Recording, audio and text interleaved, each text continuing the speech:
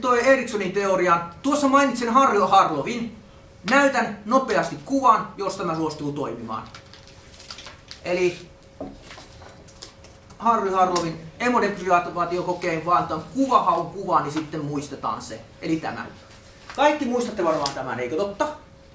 Tämähän on semmoinen, mikä jää hyvin mieleen. Apinanpoikasilta otetaan emo ja tilalle annetaan rautahäkkyrä ja turkisemo. Ja turkisemosta saa turvaa, rautahäkkyrästä maitoa. Ja loppujen lopuksi näistä apinanpoikisista kehittyy onnettomia luusereita. Pahasti sanottu, mutta niin siinä käy. Et ne ei sitten enää oikein mihinkään ole. Tässä, tämä voidaan siirtää ihmiseen. Syntyy perusturvallisuus. Perusturvallisuuteen vaaditaan hellyys, hoiva, läheisyys. Ja se ei synny, jos ei sitä hellyyttä ja hoivaa ja läheisyyttä saa. No, nyt sitten Erik H. Erikson, joka oli Freudin seuraajia, psykoanalyytikko, mutta ei täysin Freudin linjoilla, kehitteli kaikkein kuuluisimman teorian, eli tämän sosialisaation, psykososiaalisen kehityksen teorian. Ja se on teoria, joka kannattaisi opetella ulkoa. Aina tulee kysymys YO-kirjoituksissa, johon voi käyttää jotakin näistä. Eli se, minkä ikäistä vauvaa kysytään, tai vauvaa, minkä ikäistä ihmistä kysytään tietenkin, minkä ikäistä ihmistä kysytään, niin sen kohdan voi Eriksonin teoriasta heittää sinne. Että Eriksonin teorian mukaan homma on näin. Se soveltuu lähes kaikkiin kysymyksiin.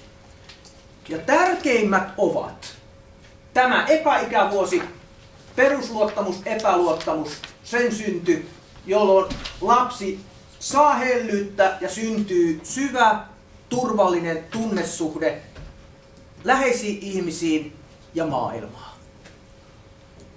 Se on se tärkein näistä. Toiseksi tärkein kohta on se nuoruuden kohta. Eli se on sitten täällä. Eli tuo on niinku se, tää on se, mikä on kaiken A ja O. Lähtökohta, perusluottamus, epäluottamus. Sitten toiseksi tärkein kohta, mitä eniten on kysytty, on tämä, vitonen. Eli siis kun kysytään nuoruudesta, niin sinne voi laittaa tästä identiteettiroolia hajaannuksesta. Esimerkiksi jos olisi koulukiusaamisesta, niin se on tosi selkeä juttu, että jos on koulukiusattu nuori, niin silloin saattaa tapahtua sitä, että nuoren minä-identiteetistä tulee tällainen tietyllä tavalla vääristynyt. Se ei koe itseänsä hyväksi, vaan sitä on kiusattu, niin se rooli, missä se on sen jälkeen, niin se on ikään kuin hajallaan.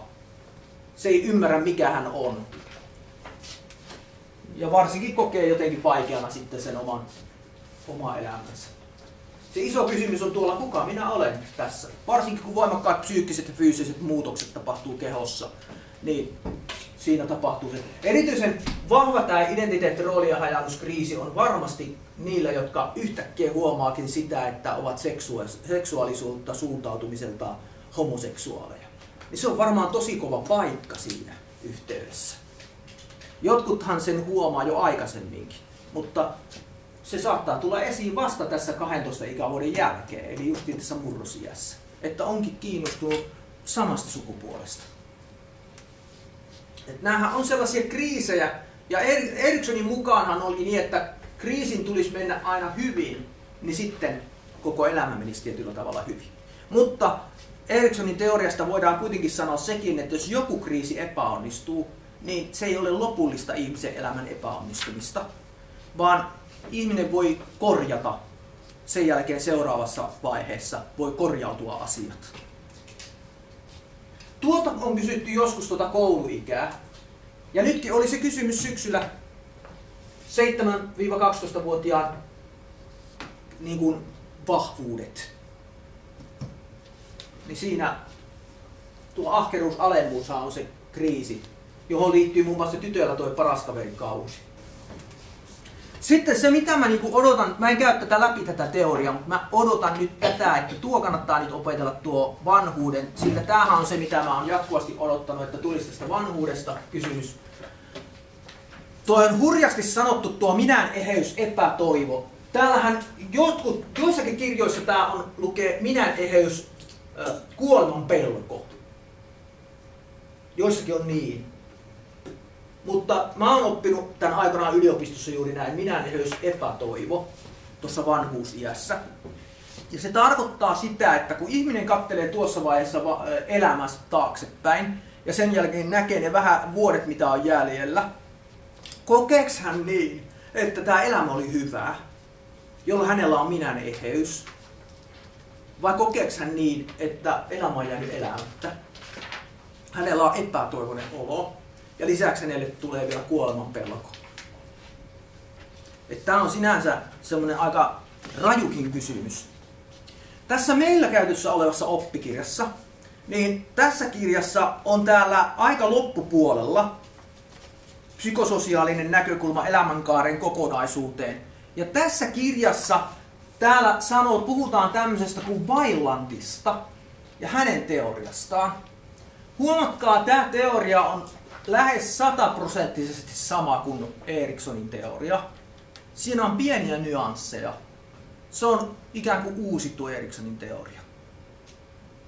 Et sinänsä ei kannata ihmetellä, että siellä on tämmöinen joku ihmeellinen Weiland-nimi, joka täällä mainitaan. Yksi kokonaisvaltainen koko elämänkaaren käsittävä teoria on kuitenkin psykososiaalisen kehityksen malli, jota George E. Weiland on kehittänyt pitkittäistutkimuksen pohjalta.